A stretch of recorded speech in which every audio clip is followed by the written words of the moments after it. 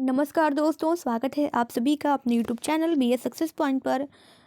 जैसा कि आप सभी को पता है कि आप सभी का BSSC यानी कि बिहार SSC प्रैक्टिस पेपर 14 तक कंप्लीट हो चुका है और आज होने वाला है 15वां प्रैक्टिस पेपर का GK GS प्लस साइंस का क्वेश्चन। ठीक है, तो एंड तक जरूर बने रहिएगा और बहुत अच्छा यहाँ पे आप लोगों को बहुत अच्छे तरीके से एक एक करके सभी क्वेश्चन को समझाया जाता है। तो आप लोग एंड तक जरूर बने रहिएगा और एग्ज़ाम के दृष्टिकोण से ऐसा प्रश्न बहुत इंपॉर्टेंट है और ये आप लोगों को 14 तक जो भी अगर प्रैक्टिस पेपर तक नहीं देखे हैं 14 प्रैक्टिस पेपर, तो वो आप लोग डिस्क्रिप्शन बॉक्स में लिंक दे दिया गया है प्लेलिस्ट का, तो आप लोग चाहें तो वहाँ पे जाकर देख सकते हैं। और वीडियो अच्छा लगे तो एक बार लाइक ज़रूर करिएगा। चैनल पर जो नए हैं चैनल को सब्सक्राइब कर लीजिए पहले तो, ताकि इस तरह की जो है और भी ज़्यादा वीडियो आए, प्रैक्टिस सेट्स आएँ तो आपको पहले आप लोग को मिले। ठीक है, तो चलिए तो पढ़ते हैं। आज का पहला प्रश्न है कि निम्नलिखित में से कौन सा महासागरीय गतिविधि को संदर्भित नहीं करता है। तो ऑप्शन के अनुसार तरंग, ज्वार भाटा, धारा, ये सभी जो है महासागरीय गतिविधि को संदर्भित करता है। तो परावर्तन क्या होता है? ये परावर्तन जो है शब्द ये प्रकाश से संबंधित है, प्रकाश से। ठीक है, निम्नलिखित में से कौन सा लोक नृत्य असम की चाय जनजातियों के यानी कि टी ट्राइब्स के द्वारा किया जाता है? तो असम की चाय जनजातियों के द्वारा करा जाने वाला कौन सा नृत्य है? तो यह है झूमुर नृत्य। ठीक है, झूमुर नृत्य। The other side of silence voices from the partition of India, यानी कि the other side of silence voices from the partition of India नामक पुस्तक के लेखक कौन है? तो इसके लेखक हो जाएंगी उर्वशी बुटालिया। ठीक है, उर्वशी बुटालिया। निम्नलिखित में से कौन एक संधिपाद यानी कि आर्थ्रोपोड है? ठीक है, संधिपाद है।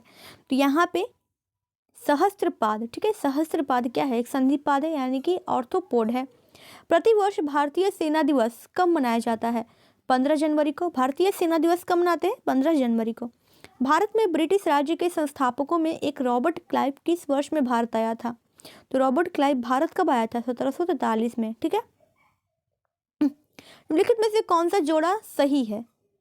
तो आइए देखते हैं। कब्जा संधि कंधा से है, तो ये गलत हो जाएगा। अचल संधि, ठीक है, कोहनी से है, तो नहीं। धुराग संधि गर्दन से है। ठीक है, सिर और गर्दन के बीच में आपको धुरार्ग संधि मिलता है। कुंदुक लोखु संधि ऊपरी जबड़ा, ये गलत हो जाएगा। ठीक है, तो ऑप्शन नंबर सी जो है सही हो जाएगा। इनमें से कौन सी जो है भारत की नदियों को आपस में जोड़ने वाली प्रथम परियोजना है? तो पहली परियोजना कौन सी है? तो केन बेतवा लिंक परियोजना। ठीक है, केन बेतवा लिंक परियोजना आप नाम सुने होंगे आप लोग। मध्य प्रदेश और यूपी को भी जोड़ेगा इसके साथ साथ। निम्नलिखित में से कौन सा एक तत्वाद्य यंत्र है? ठीक है, यानी कि स्ट्राइन्स्ड म्यूजिकल इंस्ट्रूमेंट। ठीक है, कौन सा है? तो ये जंतर। ठीक है, जंतर। भारत के स्वतंत्रता आंदोलन के दौरान भारतीय राष्ट्रीय कांग्रेस के एकमात्र अध्यक्ष कौन थे जिन्होंने निर्वाचित होने के बाद भी अध्यक्ष पद से इस्तीफा दे दिया था? कौन थे? तो ये थे सुभाष चंद्र बोस। समष्टि अर्थशास्त्र के जनक के रूप में किसे जाना जाता है? तो समष्टि अर्थशास्त्र के जनक के रूप में जॉन मेनार्ड किन्स को जानते हैं। ऊंटों के बारे में इनमें से कौन सा कथन गलत है? तो इनका गोबर जो होता है सूखा होता है, क्या यह गलत है? ये सही हो जाएगा। वे थोड़ी मात्रा में मूत्र का उत्सर्जन करते हैं, तो ये सही होगा। उन्हें बहुत पसीना आता है। देखिए वो जो है क्या होता है कि राजस्थान या फिर ऐसे रेतीले इलाकों में रहते हैं जहाँ पानी की कमी होती है, तो कुछ उनके शरीर में डिहाइड्रेशन की कमी का आप लोग दर्शाएंगे। ठीक है, वे स्थलीय आवासों में रहते हैं, तो ये सही होगा। यानी कि पानी की कमी से गोबर क्या होगा? सूखा होगा। मूत्र का उत्सर्जन भी थोड़ी मात्रा में होगा। उन्हें पसीना आएगा, ये तो नहीं हो सकता ना। तो इसका ऑप्शन नंबर सी जो है गलत हो जाएगा, यानी कि ऑप्शन नंबर सी ही इसका सही जवाब है। 1915 में दक्षिण अफ्रीका से भारत आने के बाद महात्मा गांधी ने किसकी सलाह पर भारत देश और जनता को समझने के लिए पूरे 1 वर्ष तक पूरे भारत की यात्रा करने का फैसला लिया है? ठीक है, फैसला किया। तो कब आइए जानते हैं। तो ये किसकी सलाह पर? तो ये जो हो जाएगा गोपाल कृष्ण गोखले के सलाह पर। भारतीय संविधान की प्रस्तावना को कब जो है जवाहरलाल नेहरू के द्वारा संविधान सभा में पेश किए गए उद्देश्य प्रस्ताव पर आधारित है। ठीक है, तो ये होगा 13 दिसंबर 1946 को इन्होंने पेश किया था और पारित हुआ था 21 जनवरी को। किस वर्ष से कबड्डी को एक पूर्ण खेल के रूप में एशियाई खेलों में शामिल किया गया है? तो यह किया गया है 1990 में। वर्ष 1932 में महात्मा गांधी ने ब्रिटिश सरकार के भारत की निर्वाचन प्रणाली को जातिगत आधार पर पृथक करने के फैसले के विरोध में किस जेल में भूख हड़ताल किए थे? ठीक है, महात्मा गांधी किए थे किस जेल में? तो ये किए थे यरवदा जेल में। ठीक है, यरवदा जेल में। निम्नलिखित में से कौन जो है 1928 में भारत के लिए संविधान का मसौदा तैयार करने वाले कांग्रेसी नेताओं में से एक थे? तो ये मोतीलाल नेहरू थे। 1944 में इम्फॉल की लड़ाई ब्रिटिश सेना और किस सेना के बीच लड़ी गई थी? तो ब्रिटिश सेना और जापानी सेना के बीच लड़ा गया था इम्फॉल की लड़ाई, 1944 वाला। उड़ीसा के किस जिले में पूर्वी घाट की सबसे ऊंची चोटी स्थित है? उड़ीसा के किस जिले में है? तो कोरापुट जिले में है, कोरापुट जिले में।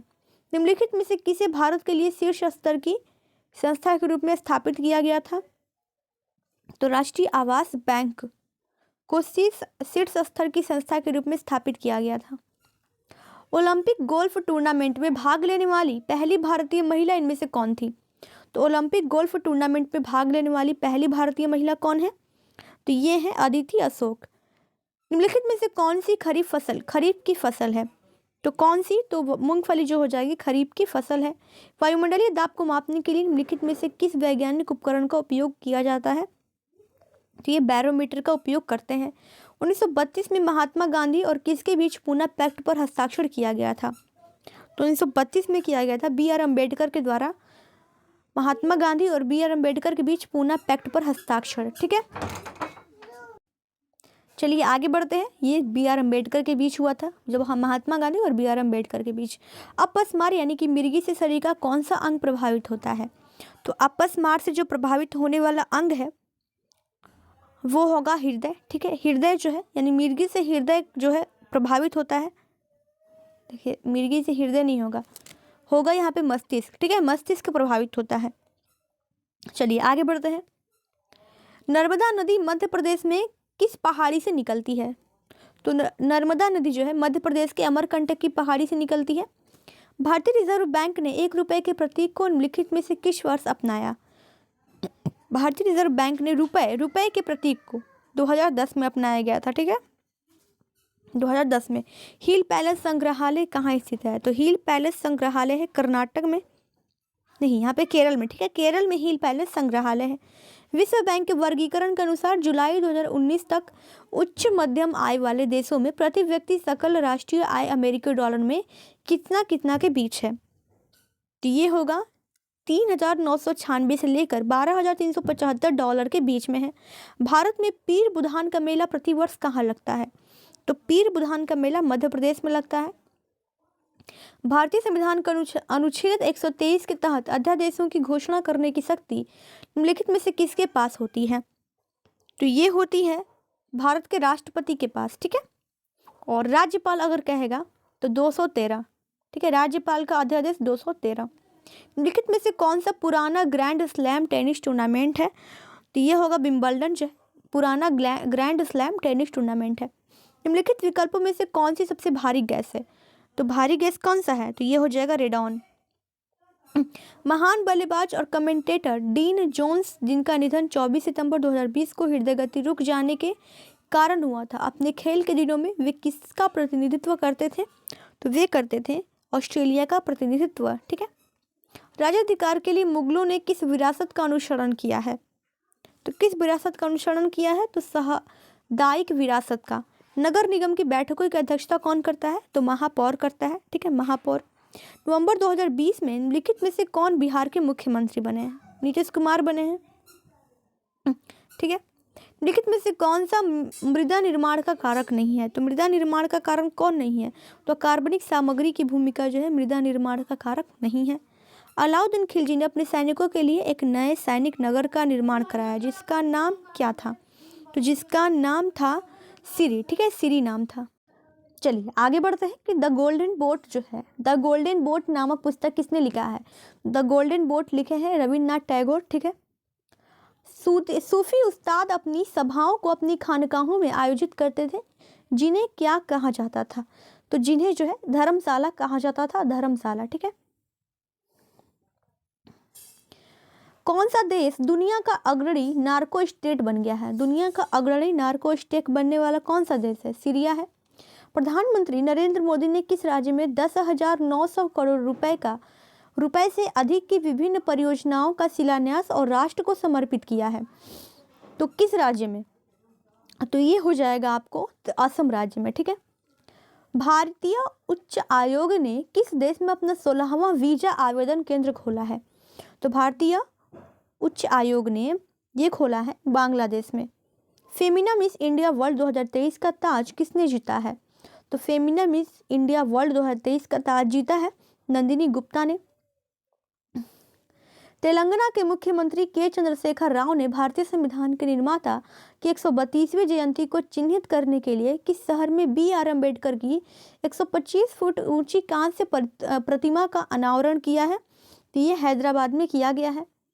G20 में कृषि प्रमुख वैज्ञानिकों की 12वीं बैठक 17 से 19 अप्रैल 2023 को किस शहर में आयोजित होने वाली है? तो यह जो है बनारस में आयोजित होने वाली है। विश्व चगास रोग दिवस हर साल किस दिन मनाया जाता है? विश्व चगास रोग दिवस तो ये 14 अप्रैल को मनाते हैं। निम्नलिखित में से किन देशों ने बालिकातन नामक संयुक्त सैन्य अभियान शुरू किया है? बालिकातन नामक संयुक्त सैन्य अभ्यास तो ये शुरू किया गया है अमेरिका और फिलीपींस के द्वारा। ठीक है। अमेरिका और फिलीपींस के द्वारा बालिकातन सैन्य अभ्यास। कजाकिस्तान के अस्ताना में आयोजित एशियाई कुश्ती चैंपियनशिप 2023 में पुरुषों की 57 किलोग्राम फ्री स्टाइल श्रेणी में स्वर्ण पदक किसने जीता है? तो यह जो है अमन सहरावत ने जीता है। अमन सहरावत ने। निम्नलिखित में से कौन सी आउटपुट डिवाइस नहीं है?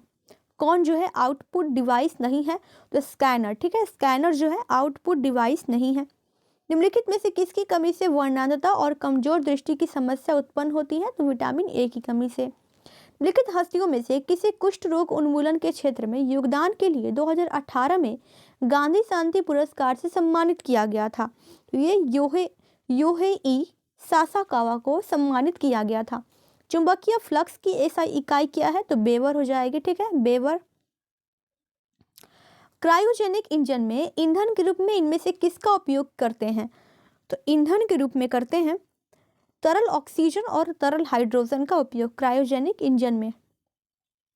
आगे बढ़ते हैं। निम्न में से कौन सा कंप्यूटर वायरस दस्तावेज की फॉर्मेटिंग को नुकसान पहुंचाता है और इसे एडिट करने की अनुमति नहीं देता है? तो ये जो है मैक्रो वायरस। निम्न में से कौन सा जो है एक सैप्रोफाइटिक कवक है? ठीक है। सैप्रोफाइटिक कवक कौन सा है? यह जो है पेनिसिलियम है। पेनिसिलियम। एक ईबी बराबर क्या होता है? ठीक है। एक ईबी बराबर क्या होता है? तो एक ईबी बराबर होता है 1024 पीबी। ठीक है। यानी कि पेटाबाइट। वाहनों में रियर व्यू विंग मिरर के रूप में किस प्रकार के दर्पणों का उपयोग होता है? तो ये होता है उत्तल दर्पण का उपयोग। किस ताप पर जल का घनत्व अधिक होता है? किस ताप पर? तो ये होगा 300। देखिए इसका आंसर हो जाएगा 277 केल्विन पर। सूर्य के वास्तव में क्षितिज के ऊपर से गुजरने पर हमारे द्वारा पृथ्वी पर इसकी छवि देखे जाने में सक्षम होने के बीच का समय अंतर कितना है? तो इसका हो जाएगा 2 मिनट। ठीक है। 2 मिनट। ग्रेनाइट चट्टानें किस प्रकार की चट्टानें होती हैं? तो ये आग्नेय चट्टानें होती हैं।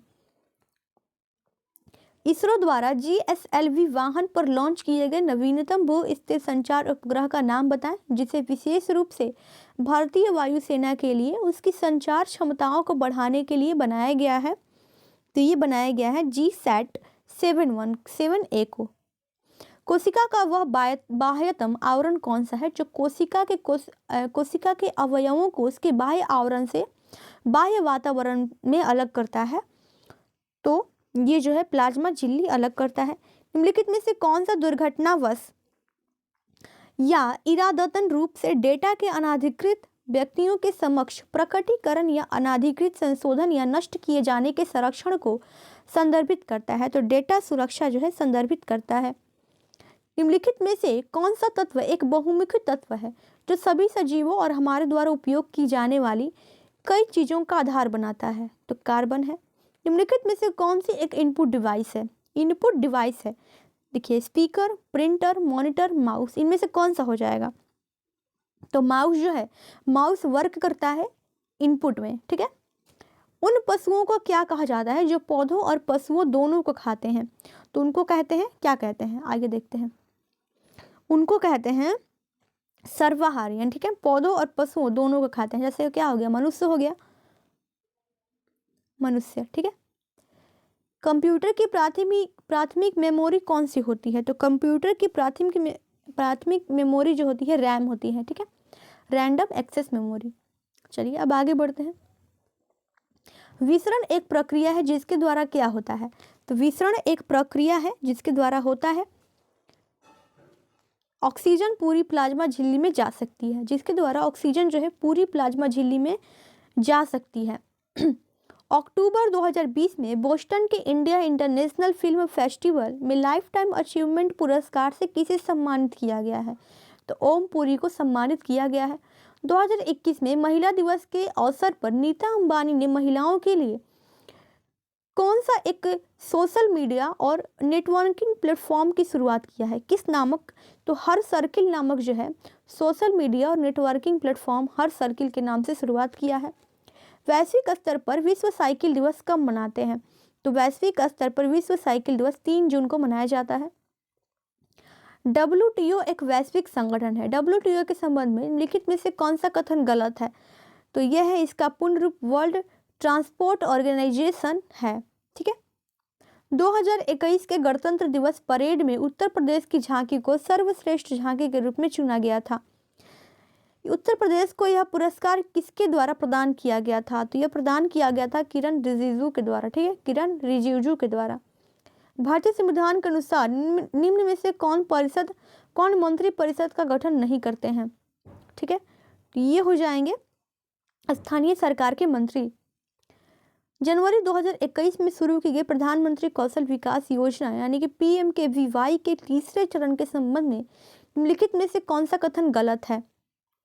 तो कौशल भारत के तहत कुशल पेशेवरों का एक मजबूत समूचे बनाने के लिए 200 से अधिक औद्योगिक प्रशिक्षण संस्थान ने PM कौशल विकास योजना 3.0 के अंतर्गत प्रशिक्षण शुरू किया है, ठीक है, सही है। इसे देश भर के 600 जिलों में शुरू किया गया था, ये भी सही है, ठीक है। आगे देखते हैं।